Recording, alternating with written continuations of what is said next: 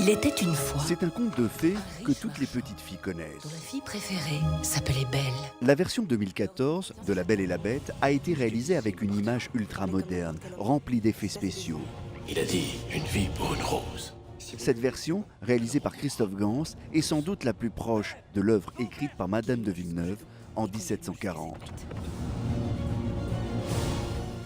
Bien sûr, le public cinéphile gardera en tête la version très classique de Jean Cocteau.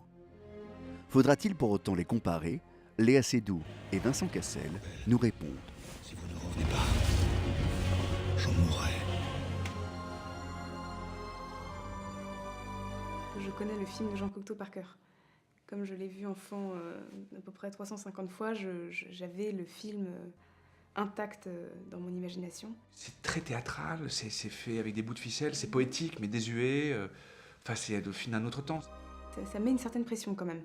Parce qu'évidemment qu'on va être comparé. Ça n'a rien à voir. Là, on est dans un truc où je pense qu'aujourd'hui, avec la technologie, nous permet beaucoup plus de subtilité en termes de jeu, qui nous permet de proposer un monde vraiment beaucoup plus large, beaucoup plus fantasmagorique.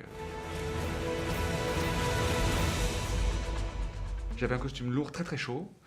Et donc en fait, qu'est-ce que j'ai fait? Je me suis battu avec mon costume, concrètement. C'est-à-dire que j'ai essayé d'arriver à donner une certaine forme de naturel, éventuellement de grâce, d'élégance à ce prince déchu, en me disant que finalement c'était un mec qui avait honte de ce qu'il était devenu, et qu'en présence de cette femme, il voulait qu'on le voie comme un homme, alors que fondamentalement c'était une bête.